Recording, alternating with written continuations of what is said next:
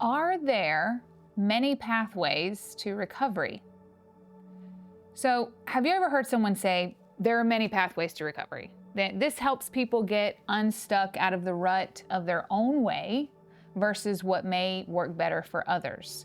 So, a lot of times, what this statement helps with, there are many pathways to recovery, what it helps with is the way the Lord can work in someone's life can look very different from person to person because the Lord knows people intimately. He knows their experiences.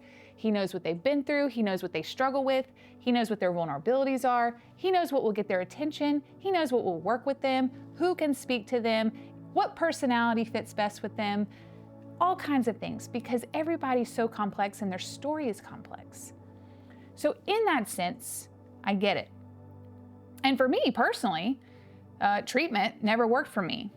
It was jail and a powerful encounter with Christ that changed my life's direction. But for others, God will absolutely use treatment. God can use any tool necessary to bring someone to Himself. I never use methods such as medication-assisted treatment, but I know for a fact that if my child were in active addiction to heroin and he or she was using MAT instead of those dangerous substances, I would feel some relief. But here's what I want to address. At Renew Clinic, we believe addiction, at its primary source, is misguided worship. It is a disease of affections, bonding, avoidance, and attaching oneself to something other than God.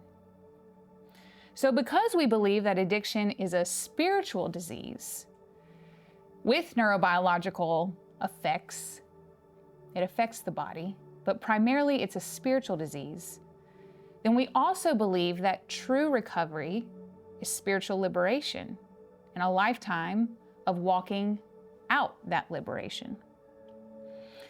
However, I often think that we conflate recovery with simply stabilization.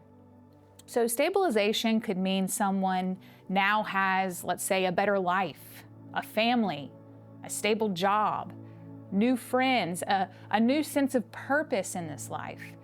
Better this, a little better of that, more of this, a little less of that. But since by and large the meta-narrative surrounding addiction is that it is a brain disease, then yes, there are many pathways to recovery. But if addiction is simply something medically wrong with someone, then sure, any med will do. And there are many methods that can help someone stop using, which will absolutely increase anyone's quality of life exponentially. If you stop using drugs, your life will get better. Anytime we make a decision that God would have us make, like not using drugs or getting drunk anymore, whether we acknowledge Him or not in that process, it will help our lives. People don't have to be a Christian to have good jobs, a family they love, or better friends.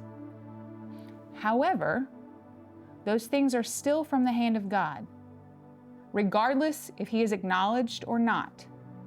James said it this way, "Do not be deceived. Every good gift and every perfect gift is from above, coming down from the Father of lights, with whom there is no variation or shadow due to change." So let's take the 12 steps, for example. Those steps are biblical steps. And if anyone chooses to live by them, they will benefit from it because God's ways are best. Even if someone does not believe in Christ, they will still be blessed by following God's way. That's why the 12 steps have worked in countless lives, even in people's lives who do not claim to be a Christian. However, even though blessings come from living a new way, does not mean that people have experienced the spiritual liberation that only Christ can provide. I think what is truly meant and observed when people say things like there are many pathways to recovery is that there are many pathways to stabilization. Or rather, there are many pathways to living a more fulfilling life than throwing your life away to drugs and alcohol, which can be true. There are many ways to stabilize and remove unnecessary turmoil from your life. There are many pathways to function better. Better, though. This is often what people settle for. Better. Kierkegaard, a Christian philosopher, said this: most men find a level of despair they can tolerate and call it happiness. The reference point for many people of what is most satisfying is only knowing better in this material world.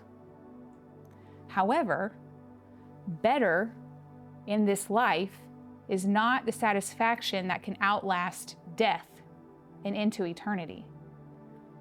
Worldly betterment is not what will heal our broken relationship and our broken worship problem and count us righteous before a holy God.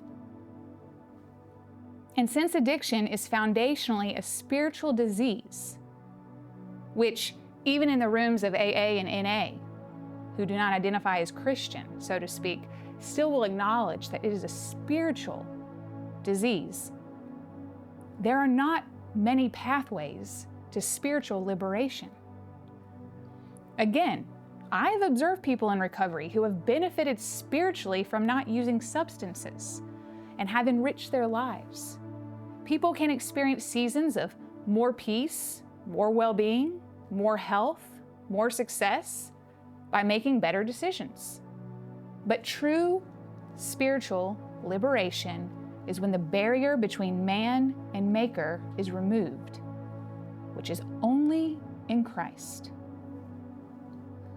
Christian, I'm talking to you right now, the one who works in this industry, the one who was touched by Christ and has shied away to yell it from the rooftops, the one who knows the power of his love and knows that one touch from his wounded hand can break chains. Right now, I'm talking to the Christian who is now conceded to this narrative that there are many pathways to recovery. Christian, what is recovery? You know what it is. It is knowing the one who made you. It is restoring proper worship to where it belongs. And are there many pathways to this? No.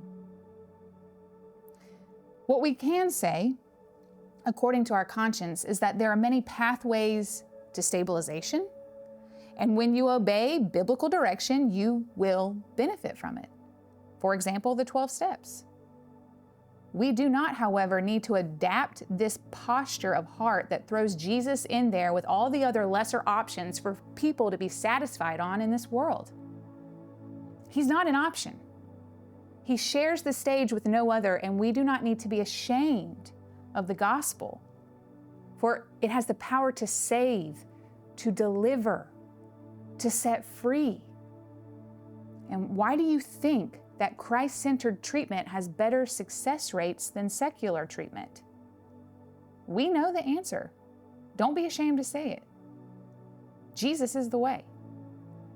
He is the one who made the person, who knit them together, who knows when they rise and when they sit down, who can forgive them of every sinful habit, behavior, and thought, who loves them more than their own mother, who died for them. And that is way more compelling than drug use. Point people to the living waters, not the dry wells. Be encouraged.